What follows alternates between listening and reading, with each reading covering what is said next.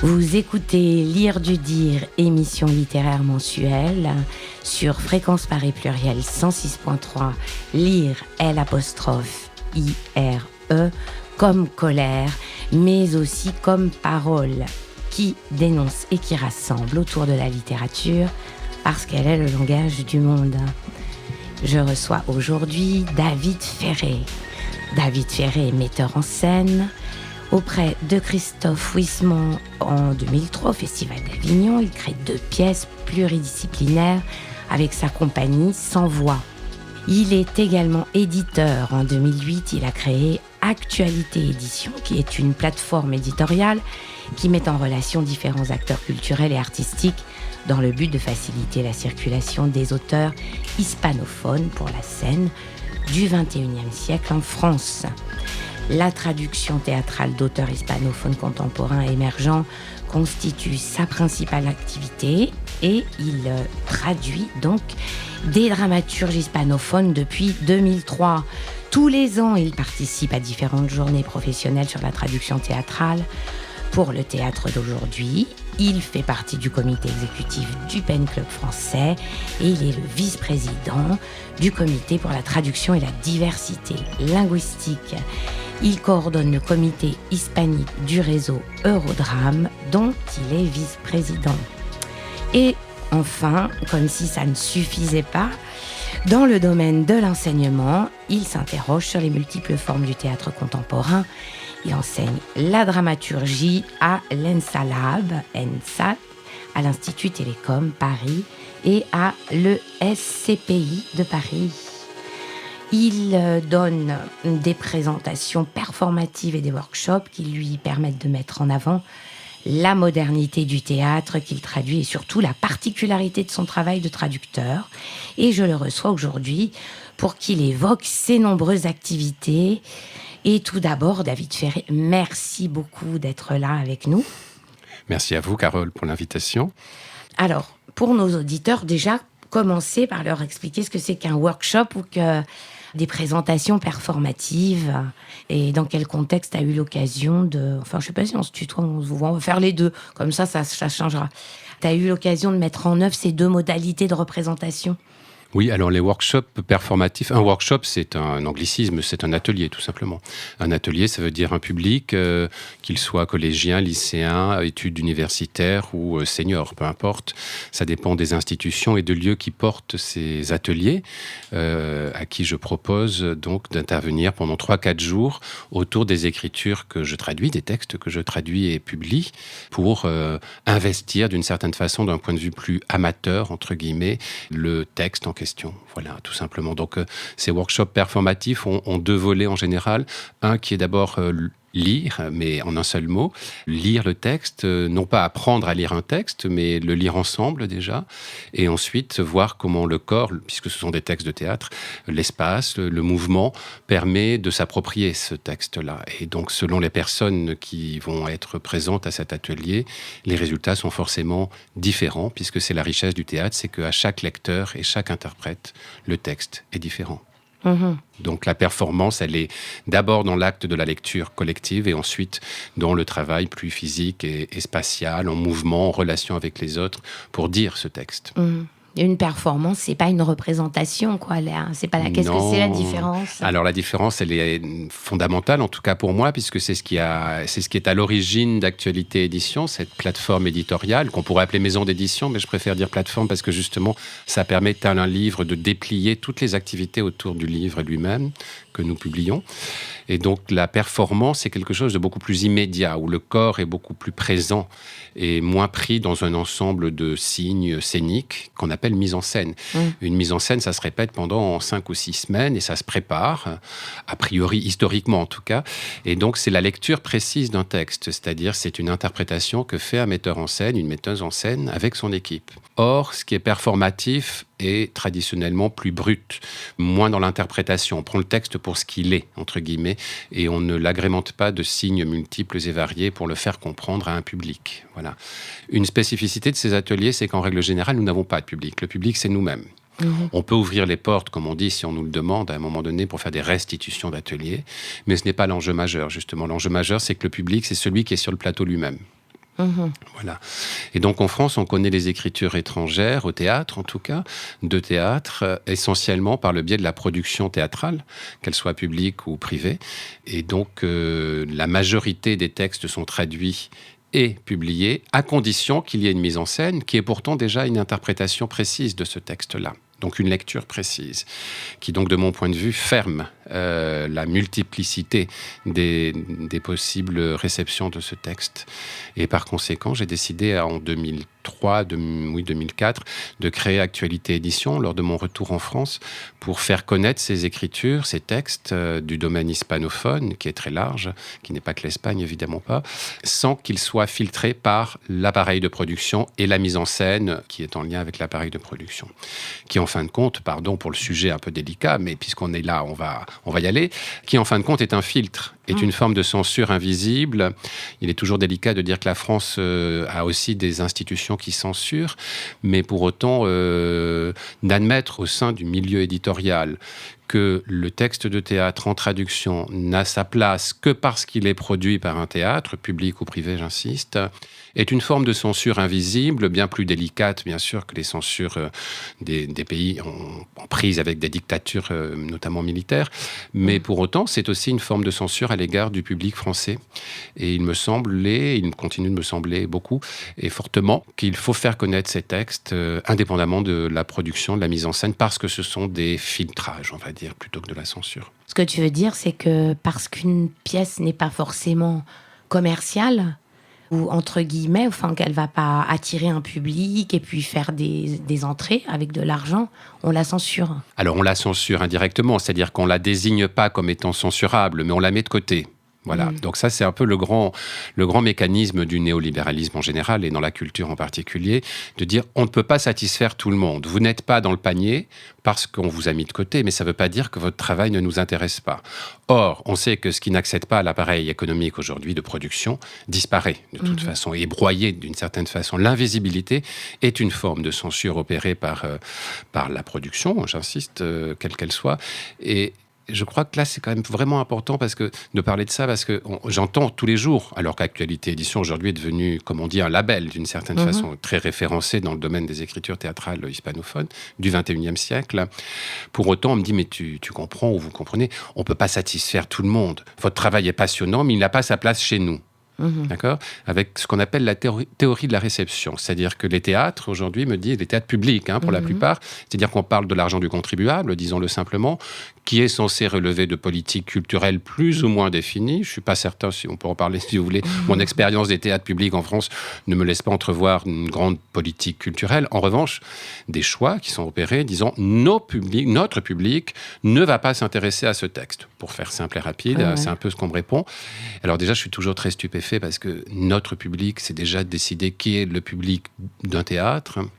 Et en quoi on répond à son attente. Donc c'est vraiment la théorie de la consommation, pour pas dire de la réception, mise en place par les situationnistes il y a longtemps, et que donc un public abstrait, pour ne pas dire invisible, pour le coup, réellement là, mais à la fois difficile à définir, d'où cette richesse d'ailleurs, normalement, devient presque un curseur qui permet au théâtre, aux directions de théâtre, de décider, par l'intermédiaire de ce dit public, hypothétique public, en quoi un texte est intéressant ou pas. Bon, déjà, c'est pas très honnête, intellectuellement parlant, et surtout, ça ne fait vraiment pas preuve de diversité, c'est-à-dire plutôt, on pourrait aussi dire, notre public méconnaît tel sujet, telle forme d'écriture, on va le lui faire découvrir. Alors, il y a des théâtres qui essaient de travailler dans cette orientation-là. Je n'en connais pas beaucoup. Enfin, on va dire qu'il y en a forcément quelques-uns que je ne connais pas. Mais pour autant, la politique est de dire, non, nous, on va programmer ce que notre public connaît déjà et ce qui va lui plaire. Ouais. D'accord ? Bon, ben voilà, c'est une façon de censurer ce qui ne relève pas d'un cadre prédéfini par des individus qui, il est vrai, sont en poste et nommés par le ministère en général, quand on parle de théâtre public, dans le cadre d'un projet qu'ils ont présenté, mais qui reste toujours très flou. Les écritures contemporaines, par exemple, c'est dans tous les projets de directeurs, directrices de théâtre aujourd'hui, parce qu'ils n'ont pas le choix. Mais la traduction n'y est jamais. Parce que justement, on ne traduit que ce qui est déjà en production. Donc c'est el pez que se come la cola, on dit en espagnol, c'est l'œuf et la poule. Ouais. Et en fin de compte, c'est toujours les mêmes auteurs qui sont effectivement en circulation dans le territoire français, sur le territoire français, pour des raisons justement de positionnement plus individuel de certaines personnes qui bénéficient de quelques privilèges, on peut le dire comme ça. Ce que tu veux dire, c'est qu'on traduit après avoir choisi un auteur parce que sa pièce a remporté un certain succès dans son pays. Ça, c'est dans le meilleur des cas. Ok. Et surtout, on met en traduction parce que un ou deux traducteurs qui ont quelques passe-droits au niveau des institutions décident que c'est tel auteur qui doit être joué en France et pas un autre. C'est pas exactement pareil. Non. Alors, ça peut s'accommoder. Enfin, je veux dire, les deux critères peuvent aller ensemble. Ça peut être le cas, et ça a été le cas. Je ne donnerai pas d'exemple pour éviter de finir au tribunal demain. Mais pour autant, si vous regardez l'affiche de ce qu'on appelle le théâtre hispanophone, depuis 20 ans précisément, c'est à peu près 80% constamment les trois mêmes traducteurs qui sont eux-mêmes financés par le ministère, qui font circuler ces auteurs, ou leurs auteurs et leurs autrices. Ouais, absolument. Et qui justement ne reconnaît pas ou ne veut pas admettre que ce qui est intéressant, c'est de décrypter, de découvrir ces auteurs-là, ces autrices-là chez eux, ce que je fais. Ça coûte effectivement beaucoup de temps et beaucoup d'énergie de partir là-bas, et c'est pas simplement un voyage du Club Med, loin de là, et d'identifier en quoi ces auteurs sont singuliers, un, par rapport à l'œuvre qu'ils proposent, et deux, par rapport au contexte qui est le leur. Et de voir comment ce contexte peut enrichir notre contexte français, et non pas le contraire, et non pas dire « Ah ben non, le public français, comme je viens de le dire, ne s'intéresserait pas à ceci, à cela, parce qu'il ne comprendrait pas. » Exemple concret, le boycott actuellement à Cuba, qui fait que voilà, Cuba connaît une réalité extrêmement pénible, pour le dire de façon euphémistique, et que les auteurs que moi, en tout cas, j'ai voulu identifier, sont des auteurs qui sont en partie très différents des nôtres, et en ces termes-là peuvent enrichir notre paysage théâtral, pourraient en tout cas. Et qui ne sont pas évidemment à l'affiche, ou rarement. Alors, Cuba est un exemple un peu, pernicieux de ma part, puisque de toute façon, l'affiche là-bas, aujourd'hui, il n'y en a plus. Moi-même, ça fait 3 ans que je travaille, depuis 2019, 4 ans, que j'y vais régulièrement, et en 2 ans, depuis 2021, il y a pratiquement, il y a des théâtres encore, mais l'affiche, on ne peut pas dire, n'est pas symptomatique de la richesse des écritures. Une grande partie des auteurs n'est plus à Cuba en ce moment. Voilà. Donc, il faut aussi les faire connaître. Après, il ne faut pas oublier non plus que ces auteurs et ces autrices sont tous en prise avec la mondialisation. Donc, leur dramaturgie, leur écriture est extrêmement poreuse. Ce qui est nouveau depuis une vingtaine d'années. On ne peut pas dire qu'il y a un auteur singulièrement d'aujourd'hui cubain ou mexicain. Ça me paraît pas. Il peut y avoir des singularités, des filiations historiques dans les écritures. Mais ce qu'il faut, c'est identifier surtout des poètes dramatiques, comme je dis, c'est-à-dire des hommes et des femmes qui écrivent depuis ou pour le plateau et qui nous parlent bien sûr d'eux-mêmes, mais aussi de leur territoire. Alors, on va faire une pause, justement. Est-ce que tu voudrais nous lire un extrait d'un texte dramatique que tu aurais traduit et nous dire lequel, d'ailleurs, qui, je suppose, paru sur la plateforme Actualité, c'est ça ? Absolument. Actualité Édition. Édition, pardon. Édition. Non, sinon, vous n'allez pas trouver Actualité tout court, vous allez trouver autre chose. Oui. Actualité Édition. Pour information, nous avons une collection où nous prétendons arriver à avoir une collection par pays hispanophone. À ce jour, nous avons 7 collections, l'Espagne, le Mexique, Cuba, l'Uruguay, l'Argentine, et devrait arriver prochainement le Chili, la Colombie et le Venezuela. Voilà. Parce qu'il est aussi important de dire que chacun de ces pays n'a pas la même histoire avec le théâtre, pour des raisons évidentes, et que c'est bien de les distinguer pour créer une mosaïque éditoriale. Et donc, j'avais envie de vous lire un très court extrait d'un texte mexicain. Ouais. d'Itziel Lara, avec qui j'ai beaucoup travaillé, qui est une jeune autrice, en tout cas de la dernière génération, jeune, voilà. Et c'est donc une pièce qui s'appelle comment ? Et le titre, et je ne me souviens toujours pas de son visage, c'est une Itziel, avec qui je travaille depuis très longtemps, écrit beaucoup autour de la monstruosité, des êtres monstrueux qui nous entourent et que nous sommes à la fois. Et elle écrit particulièrement sur le Mexique, les Mexicains écrivent beaucoup sur la question du narco, puisque c'est ce qui fait le quotidien des Mexicains. Et elle a écrit ce très beau texte en reprenant la tradition surréaliste, c'est-à-dire qu'on est dans un magic tower, comme disent les Américains, c'est-à-dire ce qu'on appelle des villages magiques, qui en fait ont été dévastés par la population, enfin en tout cas pratiquement désert, à cause des narcos, et dans lesquels on retrouve régulièrement des membres des corps, et notamment des têtes, qui sont coupées et qui sont posées sur la chaussée, comme avertissement de la part des narcos pour dire à la population, vous partez immédiatement. Ouais, d'accord. Voilà. Et alors, ce texte est un texte miniature, en fait. C'est comme une petite maison de poupée dans laquelle se débat Don Alejo, qui est veuf et qui est assis sur une chaise et qui se trouve devant la tombe de son épouse. La tombe, à côté de la ferme, est pleine de fleurs jaunes. Don Alejo écrit une lettre au crayon à papier, la corrige et la lit à haute voix. Ils disent qu'on ne peut pas rester, qu'ils doivent nous faire sortir d'ici pour des raisons de sécurité. La police nous dit qu'on doit sortir. Je ne les crois pas. Non, ne te fais pas de soucis, ma petite femme. Ce n'est pas si grave que ça. Et l'avantage, c'est qu'on est plus en sécurité quand on se promène dans la rue. Nous sommes seuls. On est seuls. Non, nous sommes seuls. On n'est pas nombreux à être restés dans le village, mais on ne partira pas. La vache va mieux, beaucoup mieux. C'est ce qu'a dit le vétérinaire la dernière fois qu'il l'a vue. Elle est prête pour avoir un veau. J'irai bientôt au village voisin, lui chercher un fiancé. J'aimerais t'inviter à la maison, ma petite femme, pour que ta mère et moi... Pour que je connaisse plutôt notre petite fille. J'espère que tu pourras venir dès qu'ils te laisseront revenir. Tu me manques. Ils disent qu'on sera mieux dès que tout ça sera fini. C'est pas si grave. Et l'avantage, c'est qu'on est plus en sécurité quand on se promène ici. La vache va bien. Elle donne le meilleur lait de la région et elle va bientôt avoir un veau. Le bonjour de ta maison. Il efface, il biffe. Au revoir, ma petite femme. Fréquence Paris Pluriel 106.3, lire du dire. Je suis avec David Ferré, éditeur, metteur en scène et dramaturge lui-même. Et on évoquait la censure, on en était à la censure, c'est-à-dire, oui, une forme certaine de censure.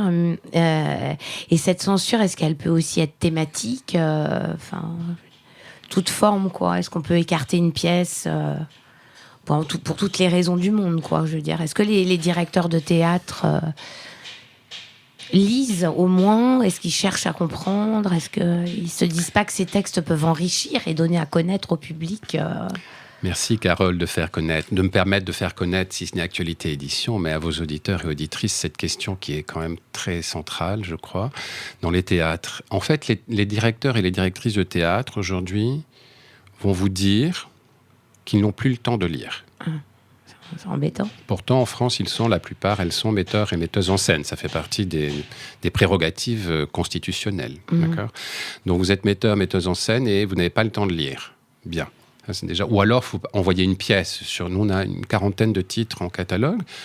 Je ne dis pas qu'il faut avoir le temps de lire 40 textes, loin de là, mais tout de même. Ça interroge beaucoup sur la dimension politique des artistes aujourd'hui à la tête de nos théâtres. Ça, c'est un premier point. Et donc, le deuxième, qui n'est pas un corollaire, mais qui s'en accommode, c'est la création de comités de lecture qui a pour fonction, justement, de lire et de décrypter des auteurs, des autrices, des textes, pour ensuite les mettre en production. Ça, c'est quelque chose qui est né dans les années, sans doute, 70. On va vérifier la date précise, mais les comités de lecture dans les théâtres français vient du théâtre populaire, de Jean Vilar, d'Avignon, de ce qu'on appelle l'action culturelle, en fin de compte. C'est-à-dire que les comités de lecture, c'est aussi pour faire découvrir à des publics des textes sans que ça transite par le plateau, par exemple. Bon, la lecture étant donc, comme je le disais tout à l'heure, aussi un acte de théâtre important dans son histoire. Et en fait, le problème, c'est que ces comités de lecture sont constitués, ou en tout cas, pour ce qui concerne la traduction, je vais m'en tenir à ce domaine-là, est toujours filtré par les mêmes personnes qui sont issues de différentes institutions liées à la traduction et qui d'une certaine façon, ont une parole forte dans ces comités de lecture, pour le dire élégamment. Donc, en fin de compte, filtrent les textes. De façon, en général, thématique, on peut pas. C'est rare qu'on m'ait eu dit « Non, on ne peut pas s'intéresser à cette pièce en raison de son sujet ». Pour autant, je me suis souvent quand même entendu dire, ou les, c'est dire même que tu comprends le sujet de la femme ou de l'homme, peu importe, est maltraité ici, on trouve que c'est ambivalent. Je pense à Maria Velasco, des textes de Maria Velasco que je n'ai pas apporté, qui est une autrice espagnole extrêmement engagée sur la présence des femmes, bien sûr, sur le corps des femmes et sur la relation qu'on entretient avec les femmes et la planète, comme une forme d'analogie, une métaphore. Et dont je me suis entendu dire il y a quelques années, je me suis entendu dire des critiques sur ces textes-là, et ma foi, pourquoi pas, bien sûr, mais me disant, on ne peut pas, parce que c'est très ambivalent et très ambigu ce qu'elle nous raconte sur les femmes. Or, s'il y a bien une artiste à travers le monde entier, sauf en France, qui est connue pour son engagement sur la question des femmes, par exemple, c'est bien Maria Velasco. Donc, de toute façon, en France, il y a aussi une forme d'égo-critique, d'égocentrisme de la critique, ou du point de vue plutôt, parce que critique, c'est leur accorder beaucoup, qui dit, non, mais tu vois, ce texte... il sait bien, mais ça ne traite pas bien de la question des femmes. Et même ça, c'est extrêmement égocentré, en fin de compte, se permettre de dire cela par rapport à une œuvre qui est déjà reconnue dans son pays et à travers le monde entier. Voilà. Donc ça, pour moi, ce sont des actes de filtrage, de censure sans doute. En tout cas, le résultat est le même. Ces comités de lecture mettent de côté ce qui n'arrive pas d'eux-mêmes directement. D'où mon entêtement à faire exister des projets où les comités de lecture, justement, les lecteurs et les lectrices d'un comité ne soient pas eux-mêmes force de proposition de ce qu'ils lisent. Parce qu'en fait, le théâtre souffre de ce mal incestueux qui est que nous proposons nous-mêmes ce que nous faisons. Et par conséquent, tout reste à la maison, à l'intérieur de la maison du théâtre, de ceux qui le construisent. Et avant de pouvoir faire exister une traduction au milieu de ces dizaines et dizaines de textes qui, pour le coup, vont en production par la suite, il faut attendre 20 ans. Et les auteurs n'ont pas 20 ans à attendre, et les traducteurs et les traductrices non plus. Il n'y a pas de lieu alternatif qui puisse... Pour le moment, j'en ai jamais trouvé. Ouais. Les seuls lieux que j'ai trouvés, ce sont des lieux qui sont le contraire de l'alternatif, parce qu'en fait, comme Actualité Édition est très identifiée aussi en Espagne et dans les pays hispanophones, puisque vous ne l'avez pas dit, mais je vais le préciser, j'ai vécu 12 ans à Madrid et j'ai fait mes études au Conservatoire de Madrid dans les années 90, à l'époque post-Almodovar. J'allais y venir, voilà. en vous demandant pourquoi le théâtre hispanophone. Alors, on y va. Alors, le théâtre hispanophone, mais voilà, parce que j'ai passé 10 ans, enfin 4 ans au Conservatoire, j'ai fait mes études au Conservatoire de théâtre à Madrid dans les années 90. Et donc, ce qui n'était pas du tout prévu dans mon parcours, qui n'était pas du tout fléché ni Espagne, et encore moins théâtre. Et j'ai découvert la langue, cette langue espagnole, en même temps que j'ai découvert le théâtre. J'ai passé un été entier à préparer le concours national en lisant déjà du théâtre du siècle d'or, donc des XVIIe siècle, ce qui est un exercice un peu délirant quand même. Mais je ne pensais pas à obtenir ce concours. Et l'idée, c'était que comme je n'allais pas être admis, je pouvais quitter l'Espagne. Vous voyez, quand on est jeune, on est quand même très comme ça, n'est-ce pas ? Mais il fallait quand même le faire bien. Et je l'ai fait bien. Et j'ai été reçu. Et j'étais reçu 4e au concours. Et alors forcément, ça implique, pas tout de suite, mais les années suivantes, quelque chose de très fort, j'imagine, par rapport au territoire. Je suis devenu un enfant prodigue presque de l'Espagne, ou du théâtre espagnol, sachant qu'on est très peu nombreux. On était très peu nombreux au conservatoire à l'époque, ça s'est développé évidemment. Et donc j'ai découvert les écritures espagnoles en l'occurrence, dans ce contexte-là. Et donc, je crois que c'est aussi très important de rappeler que la France a un rapport un peu colonialiste ou post-colonialiste avec le théâtre. Alors, pas avec l'Espagne, ça ne fait pas partie de nos colonies, loin de là. Et pour autant, les seules œuvres qu'on laisse rentrer sur le territoire français, c'est, je schématise à outrance, la Carmencita, Carmen, l'opéra de Bizet, d'accord, la mort, l'amour, le taureau, la tauromachie, voilà. Donc là, ça trouve toute sa place. Et puis ensuite, il y a quelques textes issus de la dictature, du franquisme plus exactement, qu'on a sauvés, des auteurs qu'on sauve, puisqu'on est des sauveurs, et on l'a été parfois, mais enfin, c'est difficile de dire que nous sommes tout le temps. Et ensuite, il y a les écritures post-dramatiques au XXIe siècle, où là, les auteurs de théâtre arrêtent d'écrire depuis la table, leur table, pour investir le champ du plateau avec l'écriture directement. Donc c'est une forme d'exotisme aussi, fin du XXe, début XXIe, qui fait que, j'ai cité Angélica Lidl et Rodrigo Garcia, et donc, de fait, si on n'a pas ce rapport un peu exotique avec l'Espagne, déjà, ça ne nous intéresse pas trop. Et quant au territoire hispanophone, donc Amérique du Sud, Amérique centrale, il faut que ce soit des textes qui émergent de contextes de dictature militaire. C'est-à-dire qu'il y a le programme Titas Frescas, du ministère de la Culture, qui n'existe plus, qui était dans les années 90 pour faire émerger, qui a énormément bénéficié à 2 maisons d'édition théâtre en France, pour faire émerger ces auteurs qui étaient en prise avec la liberté d'expression, pour le coup, en raison de leur environnement militaire. Bon. Est-ce qu'on n'écouterait pas un deuxième texte ? Est-ce que vous voulez que je lise ?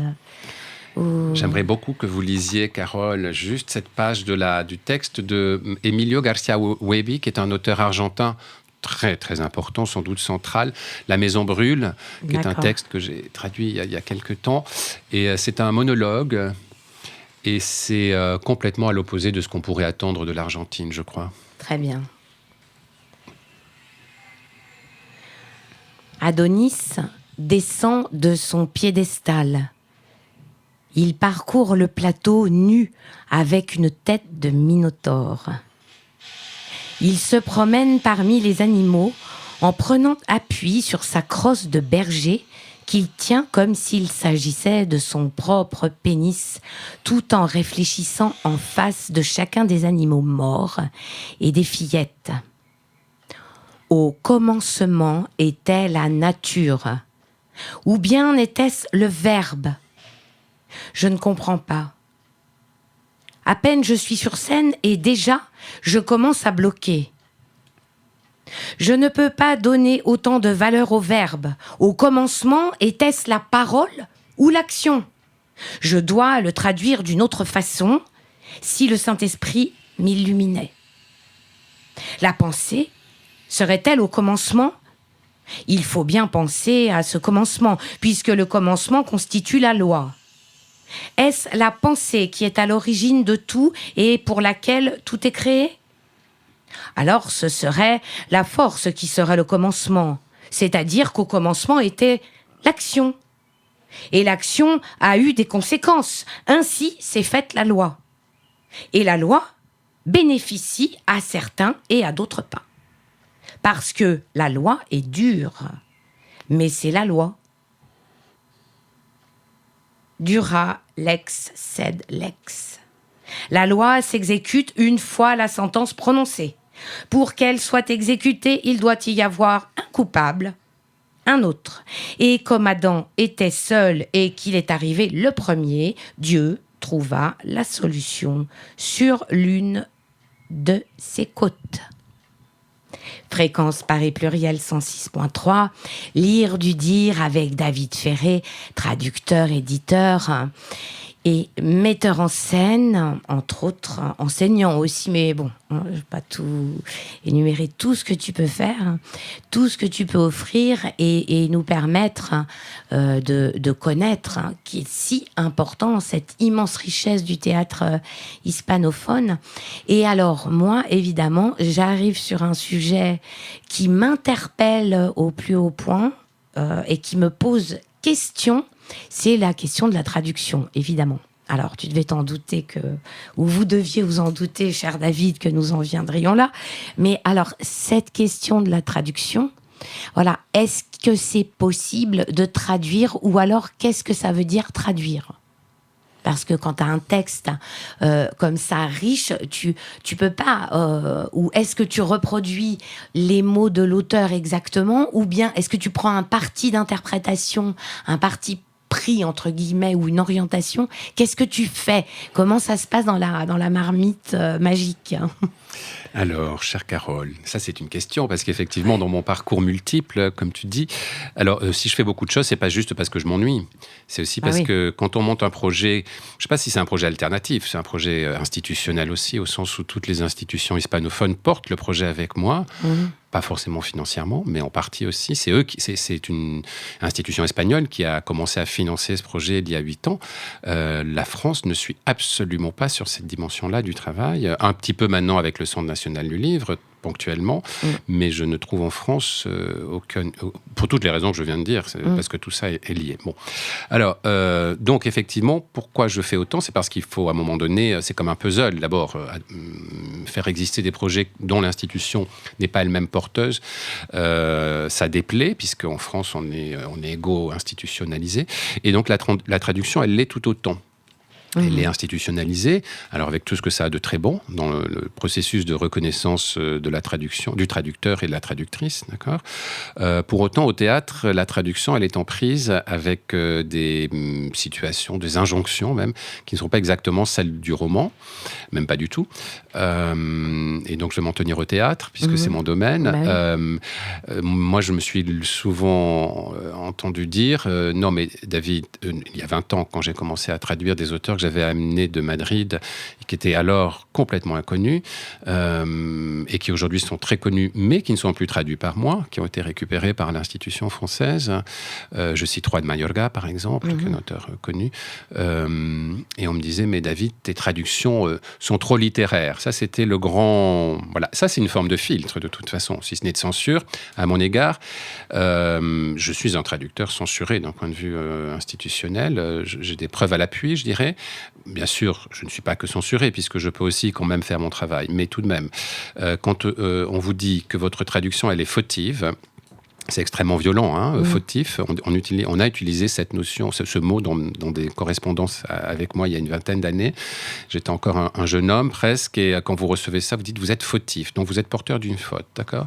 Et quand vous allez voir dans le dictionnaire, en fait, fautif, on dit traduction fautive, pardon.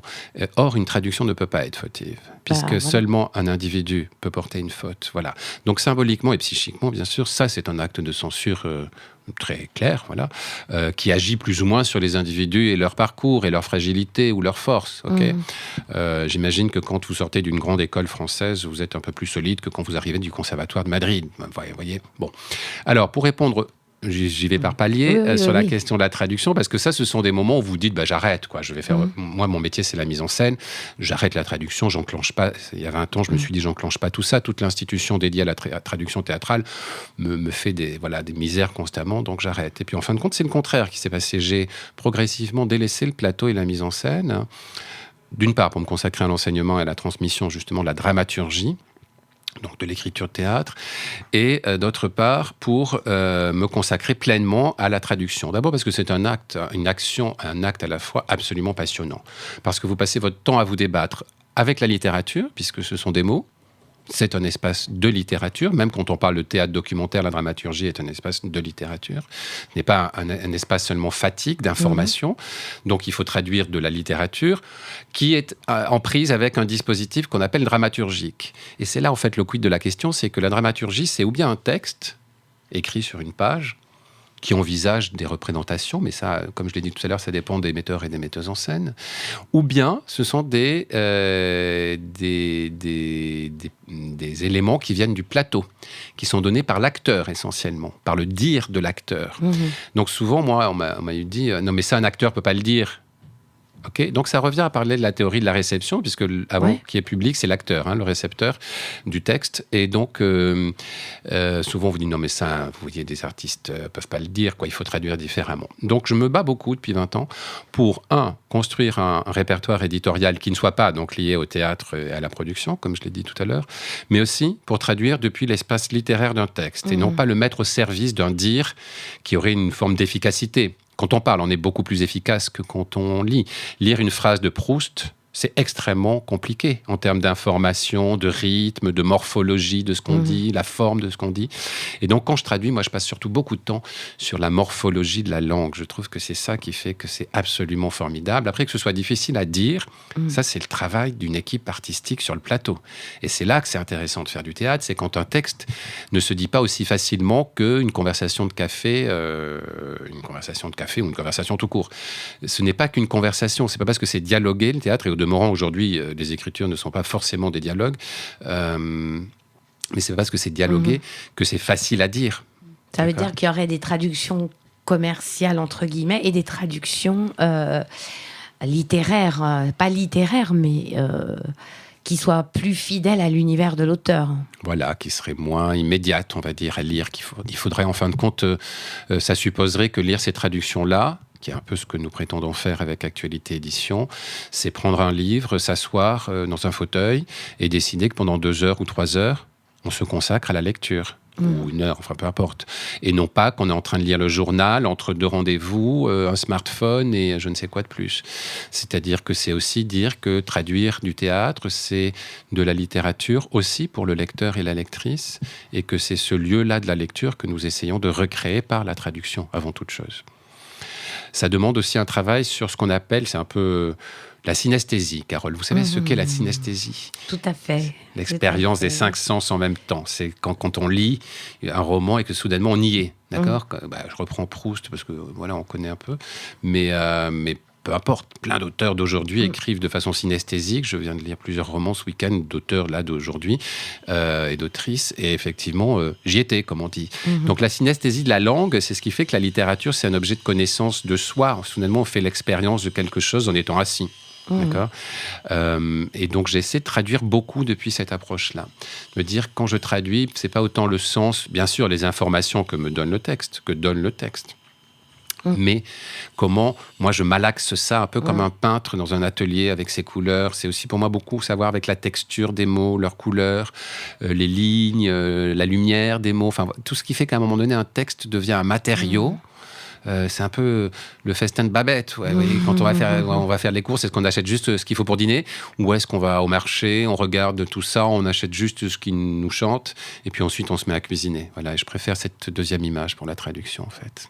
Et il faut peut-être prendre en compte aussi le caractère de double énonciation. J'ai envie de dire que le texte de théâtre s'adresse au public et au lecteur en même temps, quoi. Est-ce que c'est pas évident non plus ? Oui, mais en même temps, il n'y a pas de recette. Là, on peut pas, comme je l'ai dit, d'abord, on ne connaît pas ni les comédiens et comédiennes qui vont le lire, et encore moins le public qui va le recevoir. Donc, de toute façon, tout ça, c'est très spéculatif. Et c'est pour ça que moi, je préfère, vous savez, en traduction, il y a ce qu'on appelle 2 écoles, pour schématiser un peu, l'école source ou l'école cible. C'est-à-dire, ou bien vous restez proche du texte initial, de la forme des mots, la morphologie, surtout la syntaxe du texte initial, ou bien, dans le texte cible, ou l'approche cible, vous intéressez plutôt à comment on le dirait en langue française. Voilà. Entre les deux, mon cœur balance, j'allais dire. Il n'y a pas de... Je crois qu'aussi un traducteur, une traductrice, ça change selon les textes qu'il a à traduire, selon son parcours, selon aussi l'endroit où il se trouve. Beaucoup de personnes commencent aujourd'hui à parler de ça aussi. On ne traduit pas aussi bien quand on est en résidence tranquillement pendant 2 semaines que quand on court entre 3000 rendez-vous, comme si on devait régler un dossier. Et que ce qu'on appelle les dispositifs d'émergence des traductions, aujourd'hui, pourraient quand même être pris en compte aussi, sans que pour le coup ce soit le théâtre. C'est-à-dire, moi, j'ai jamais traduit une pièce pour des comédiens. On m'a jamais passé de commande de ce type-là. Et si on devait le faire, je sais pas si j'accepterais. Je traduis vraiment depuis la langue elle-même, parce que quand j'ai découvert l'espagnol il y a 30 ans, en faisant du théâtre, cette expérience-là de la langue en même temps que vous faites du théâtre, c'est-à-dire qui investit tout votre corps, et vous devenez ce que vous êtes en train de dire le temps où vous le dites, c'est unique. Et je pense que pour tout le public, tous les publics du monde entier, ce que je viens de dire est vérifiable. Et donc, essayer de faire connaître des textes traduits depuis cette expérience-là, j'y arrive plus ou moins bien. Je suis sûr qu'il y a des jours, c'est moins bien que d'autres. La question n'est pas là. Mais j'essaie en tout cas de faire en sorte que la traduction soit un atelier de ce point de vue-là. Qu'on travaille la langue. Tous les correcteurs que j'ai ou les relecteurs souvent me font des retours sur... des corrections, quoi. Et c'est sympa, mais c'est pas de ça dont j'ai besoin, par exemple. C'est la langue comme un pur matériau sur lequel on travaille. Et c'est là où, pour le coup, la liberté d'expression, elle a toute sa valeur. Parce que c'est là qu'on dit quelque chose de notre condition d'être humain. C'est pas en faisant un reporting sur l'actualité. Ça, c'est un autre métier. C'est celui de journaliste.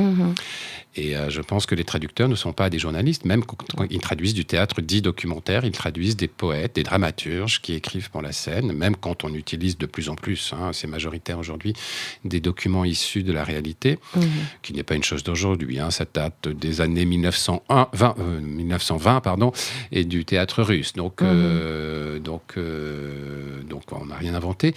Mais la revisitation du document donc de la réalité, de documents extraits de la réalité, pour écrire des textes aujourd'hui est très admise. On utilise beaucoup d'archives pour élaborer ce qu'on appelle les fictions scéniques, mais pour autant, je crois que l'exercice de la traduction est toujours le même. L'écriture elle-même, directement. Et est-ce que vous voulez que je lise ou que tu lises un extrait d'un autre auteur qu'on pourrait faire découvrir aux auditeurs? On pourrait, si tu le souhaites. Ouais, avec plaisir.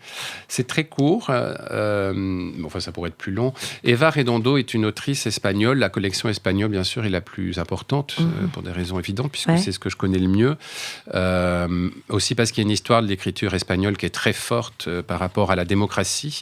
Après Franco, dans les années 80, qu'on appelle les ateliers d'écriture se mettent en place, et ce sont des ateliers d'écriture collective pour faire émerger la démocratie dans l'institution. Et ça, on ne veut pas s'en souvenir, pas plus nous d'ailleurs que les Espagnols aujourd'hui, qui sont loin de cela. Et donc, il y a eu vraiment un siècle d'argent, comme je dis, un siglo de plata après le siècle d'or, à la fin du XXe siècle. Et je traduis beaucoup de ces auteurs-là, pas forcément ceux qui sont nés dans ce contexte-là, mais ceux qui en sont issus. Et Eva Redondo fait partie de ces jeunes autrices qui écrivent beaucoup sur la question des femmes et de l'enfance. Ce n'est pas du théâtre au sens premier pour l'enfance. Et c'est le titre. Et le titre, c'est « Attention, chien méchant ». Et je vais te proposer de lire deux personnages qui se succèdent avec une petite didascalie au milieu, Lorena et autre femme. Cette page, en fait, à droite, en fait. Ça marche. Si ça te convient. Très bien. Alors, je dis la didascalie. Noir. Un chien aboie au loin. Lumière. Lorena se trouve dans un lieu indéfini. Elle a l'air fatiguée. Sa respiration est lourde et elle a mauvaise mine. Lorena. Je marche depuis plus de 2 heures. J'ai des nausées et un nœud à l'estomac. Je ne veux pas pleurer. Je suis en colère. Alors que je courais à travers le village, un homme est sorti du bar et il m'a flatté. J'ai pris peur qu'il me suive, qu'il me court derrière. Cet homme m'a fait peur. L'obscurité m'a fait peur. Les ténèbres m'ont fait peur. Cette peur des chats qui sont tous gris la nuit et des chiens qui n'aboient pas. J'ai eu peur. C'est pour ça que je me suis mise à courir et à courir. Me voici maintenant au milieu de la campagne. Plus rien autour de moi ne m'est familier. Rien. C'est un immense terrain aux relents d'eau stagnante. La lune ressemble à un disque rouge. Une autre femme apparaît à côté de Lorena, que nous appellerons dorénavant Inaya. Autre femme. Tu n'es plus Lorena. Tu n'es plus dans le village, mais dans une sorte de hameau, à 20 kilomètres d'Araku, en Inde. C'est là-bas que tu es née. Inaya, oui, Inaya, voici ton prénom maintenant. Tu as 14 ans et on t'a obligé à te marier l'an dernier, la semaine dernière, après 3 mois, après avoir attendu tes règles pendant 3 mois. Tu as compris?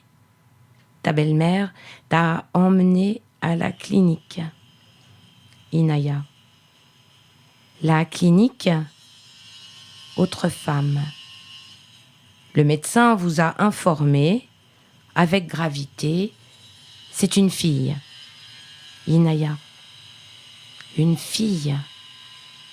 Autre femme. Si vous payez 50 roupies aujourd'hui, c'est 50 000 d'économiser demain, vous a informé l'infirmière. Inaya. Mais nous n'avons pas 50 roupies. Autre femme. Pas plus que vous n'aurez les 50 000 de sa dot pour ses 12 ans. Inaya, c'est une fille. Autre femme. Oui. Inaya. Elle est belle? Autre femme. On ne sait pas encore. Elle cache sa tête entre les mains. Inaya. Comment elle s'appelle? Autre femme. Elle ne porte aucun nom. Inaya. J'aimerais l'appeler... Autre femme. Ne pense pas à ça maintenant. N'oublie pas où tu es. Inaya, je ne sais pas où je suis. Autre femme, n'oublie pas la direction dans laquelle tu vas. Inaya, la direction dans laquelle je vais. Autre femme, tu es égarée. Le breuvage commence à faire son effet. Tu dois aller jusqu'à la rive du fleuve. Là-bas, tu trouveras une zone facile d'accès. Ta belle-mère t'a dit que c'était mieux d'y aller la nuit quand ton mari dormira. Vous écoutez Lire du Dire, Fréquence Paris Pluriel, et je suis avec David Ferré, qui a donc traduit cette pièce, entre autres, Attention, chien méchant, d'Eva Redondo, si j'ai bien prononcé, David. Et donc, c'est dans la collection Théâtre contemporain espagnol d'Actualité Édition que tu as créée. Et nous évoquions la question de la traduction. Tu as d'ailleurs présidé, tu t'es occupé et tu vas recommencer des prix de traduction du Pen Club français pour leur première édition.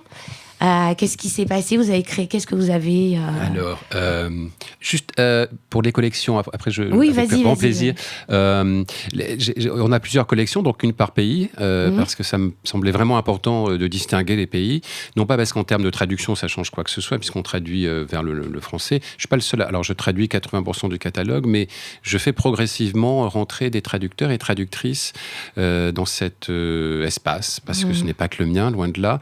La seule complexité, c'est que moi, je vis différemment et que j'ai une économie, on va dire, parallèle qui me permet de survivre plutôt. Mais quand je fais venir des traducteurs et traductrices, je ne peux pas faire cela et donc ça prend plus de temps. Ouais. Je tiens beaucoup à le signaler parce que c'est un travail d'accompagnement aussi que je fais, d'accompagnement, je ne sais pas s'il faut le dire comme ça, mais à quatre mains parfois, souvent, dans la traduction et je trouve ça intéressant. On a parce que ça change une fois de plus du traducteur ou traductrice qui sait. Non, ces gens, c'est la doxa. Donc, il y en a un ou une qui sait mieux que tout le monde. Alors, évidemment, peut-être que quand on traduit depuis 20 ans, on le fait un peu mieux. Sans doute, j'ose espérer. Ceci étant dit, j'ai relu une traduction à moi il y a 20 ans qui est bien mieux que certaines que j'ai pu signer l'an dernier. Donc, je ne crois pas que... voilà. Les collections, une collection par pays. La première, l'espagnole, s'appelle Les Incorrigibles, parce que justement, par rapport à ce que je viens de dire, j'en ai eu assez qu'on me dise que mes traductions étaient fautives et que je ne savais pas, d'accord ? Parce que j'ai relu ces traductions d'il y a 20 ans et bien sûr qu'il peut y avoir une chose ou deux, mais elles ne sont pas fautives. Donc la première collection s'appelle Espagnol, dédiée à l'Espagne, du 21e siècle, Les Incorrigibles. No correction, no correction. Ensuite, chacune a une histoire. Bien sûr, l'Argentine s'appelle Les Fictions, en hommage à Borges. Les Mexicains s'appellent Les Orfèvres. La Mexicaine s'appelle Les Orfèvres, pour des raisons évidentes, et parce qu'ils ont une écriture très précise, je trouve, les Mexicains. Les Cubains, Les Façonneurs, parce qu'ils doivent façonner constamment leur réalité, qui est un puits sans fond, ou une terre sans fond, presque. Les Uruguayens s'appellent Les Gravitations, en souvenir à Supervielle, au poème de Supervielle. Voilà, ce sont des clins d'œil aussi qui s'inscrivent dans ce qu'on appelle des filiations. C'est-à-dire que moi, j'invente rien, je m'inscris dans un héritage tout simplement littéraire et je trouvais que c'était intéressant de le nommer par des collections. Et de façon plus concrète, par rapport au prix de traduction. Alors, je suis rentré au Pen Club français justement avec ce projet éditorial en 2016, 2015. Qu'est-ce que c'est le Pen Club français pour nos auditeurs? Le Pen Club français est une institution française en l'occurrence, mais qui existe depuis un siècle, depuis 1921. Poète, essayiste and novellist club, c'est l'acronyme donc anglais qui lutte contre la censure dans les années 20 et qui facilite surtout la libération ou l'évasion même d'auteurs qui se trouvent sur des territoires en prise avec le nazisme beaucoup. Stefan Zweig a fait partie des grands auteurs qui a pu être exfiltré par le Pen Club anglais, si je me souviens bien, pour s'enfuir au Brésil. Le Pen Club français est une maison qui donc, est importante, en tout cas dans l'histoire de la littérature, qui a été présidée notamment par Anatole France et bien d'autres. Mais ça, Paul Valéry, Benjamin Crémieux, bref, ce sont tous des très très grands auteurs et ça a été pendant longtemps une maison très fermée parce que justement le monde des lettres était lui-même très fermé et pour y rentrer il fallait être auteur, autrice pour militer justement et défendre des auteurs emprisonnés ou en prise à la censure. Progressivement tout ceci a changé et dans les années 2000 a été créé le PEN International, une institution qui ne chapeaute pas tous les PEN du monde entier, mais qui structure un peu l'ensemble de l'activité. Donc, nous avons 4 comités, comme ça, d'un point de vue international. Un pour la paix, qui est historiquement le plus important. Un pour la libération des auteurs emprisonnés. Un pour les femmes, comité des femmes. Et un 4e qui a pris toute son importance il y a une quinzaine d'années, qui est celui que je co-préside, qui est celui dédié à la traduction et à la diversité des droits linguistiques. Voilà, sachant que la littérature et la linguistique chez Open Club est une force d'expression. Et donc je suis rentré dans cette maison en 2015-2016 en étant moi-même que traducteur. Pour répondre indirectement à la question de tout à l'heure, pour moi être traducteur c'est être auteur, enfin pas que pour moi d'ailleurs, pour beaucoup de monde, mais pas forcément pour tout le monde d'ailleurs. Tout le monde ne s'accorde pas sur cette deuxième écriture, mais c'est pas toi qui l'as faite, mais si c'est toi, bon voilà, je vais pas parler de ça maintenant, mais donc je me suis présenté en étant que traducteur et en présentant le projet éditorial d'Actualité Édition comme un projet pour lutter contre la censure invisible dont j'ai fait état tout à l'heure. Et j'ai été reçu, je dois dire, les bras ouverts et très très bien accueilli par le comité directeur, puisque nous avons un comité directeur qui organise et structure l'ensemble des actions et des activités. Et qui aujourd'hui est présidé par... Qui aujourd'hui est présidé par Antoine Spire, pour qui j'ai beaucoup, je dois dire, si ce n'est de sympathie, d'amitié, qui a été capable de restructurer cette maison depuis quelques années et qui surtout m'a fait grandement confiance. Ce n'est peut-être pas le premier, disons-le, mais qui assume faire confiance de façon extrêmement pragmatique au moment de créer les prix de traduction que j'avais déjà proposés au préalable, mais on a eu quelques désagréments pendant le confinement qui avaient retardé le processus. Et donc, j'avais proposé ce projet autour de la traduction parce que traduire du théâtre, c'est pas la même chose que traduire du roman ou de l'essai ou de la poésie. On pourrait revenir sur ces catégories, mais elles sont admises.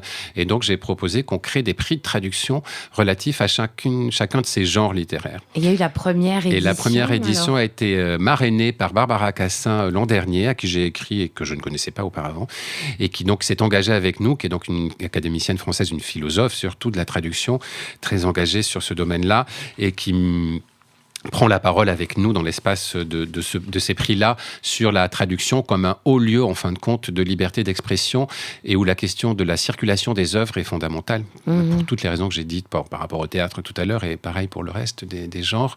Et donc, nous avons créé ces prix l'an dernier et nous venons de lancer la deuxième édition, toujours avec Barbara Cassin et 4 jurys qui sont présidés par les lauréats de l'an dernier. Et donc, c'est reparti en 2023 pour faire connaître des textes, bien sûr, et des traducteurs et des traductrices, comme toujours. Il y a du théâtre, de la poésie, qu'est-ce qu'il y a? Il y a toutes les grands les genres. Théâtre, poésie, roman. Alors, dans roman, on a mis récit et nouvelles aussi.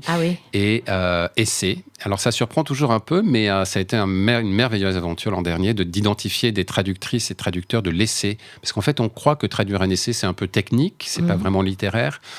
Or, les grands auteurs d'essais sont des littéraires, et pour preuve, puisque nous avons couronné une traduction de George Orwell. Ah oui, magnifique. Donc, on ne peut pas nous dire qu'un essayiste n'est pas lui-même un littéraire. Et en tout cas, c'est dans ce périmètre-là que s'inscrivent les actions et les activités du Pen Club français dans l'espace des arts, mais de la littérature tout particulièrement.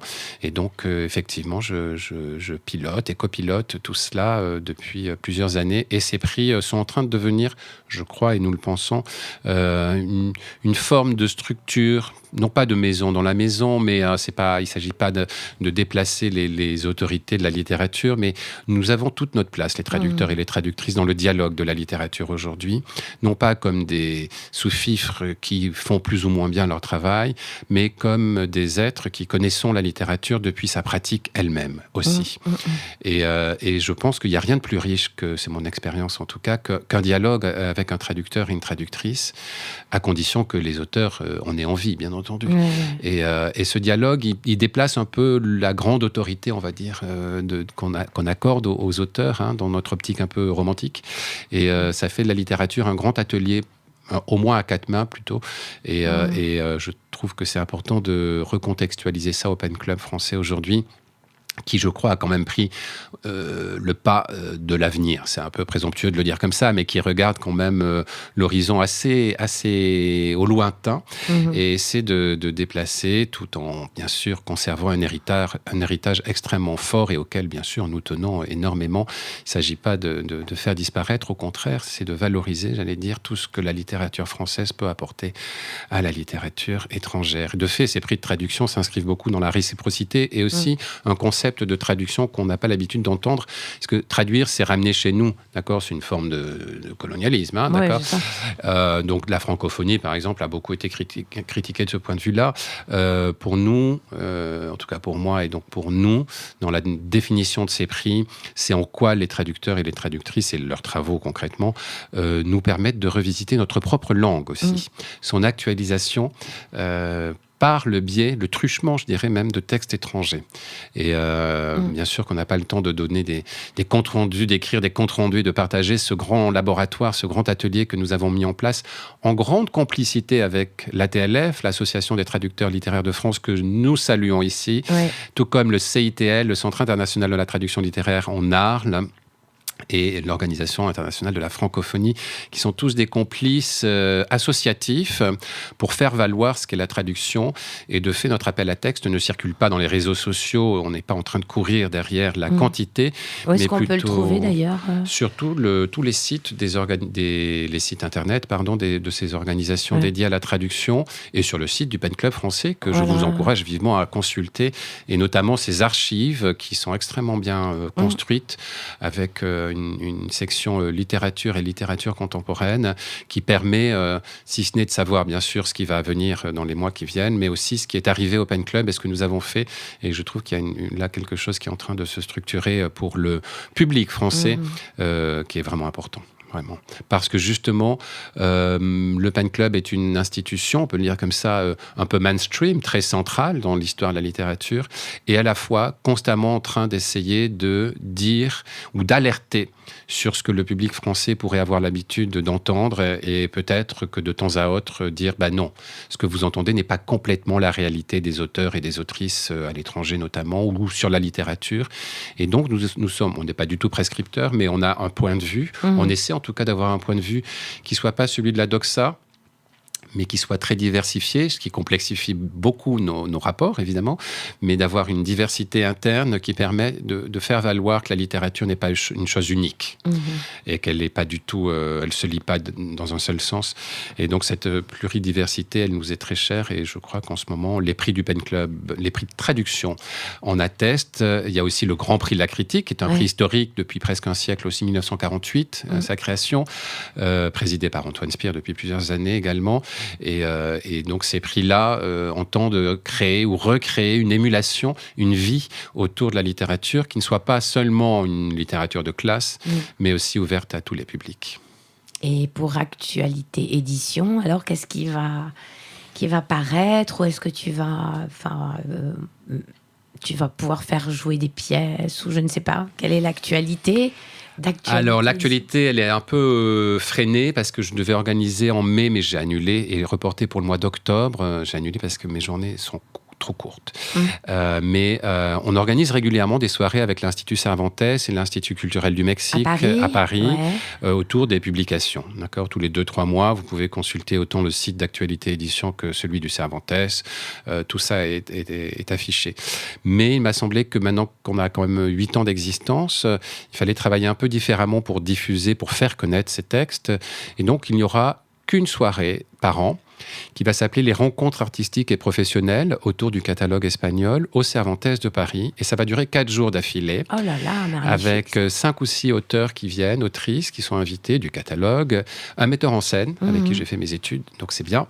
Et qui feront entendre des textes. Il y aura des tables rondes, des rencontres pendant 4 jours. Et ça, c'est en octobre alors? En octobre. On a les dates? Non, justement, j'attends encore un peu parce que c'est très compliqué les agendas culturels, mais d'ici la fin du mois, Donc on peut aller voir sur le site d'Actualité Édition, sur le site de l'Institut Cervantes et peut-être sur le Pen Club qui reportera ça. En général, le Pen Club reporte ces activités-là. Souvent, quand j'essaie d'associer le Pen Club à ces activités-là, parce que plus on est, mieux c'est dans ce genre d'action. Mais sinon, sur le site d'Actualité Édition. Et puis pour tout type d'information, il y a une adresse courriel sur le site d'Actualité Édition que je n'ai pas en tête et on peut me consulter pour me demander. Mais effectivement, donc ça, ce sera le grand événement qui sera un rendez-vous pérenne tous les ans pour éviter justement d'être dispersé dans le temps. Et les prochaines publications sont au mois de juin, notamment un texte cubain. La collection cubaine grandit. Nous sommes très, très, très heureux de cela. Un texte de Carlos Celdran, dans une traduction de sa traductrice Floriane Toussaint. Et un texte espagnol également va naître en juin. Et un texte uruguayen également. Génial. Voilà. Merci beaucoup, David. Merci, Carole, à toi. Merci à tout le monde. Merci beaucoup. Merci.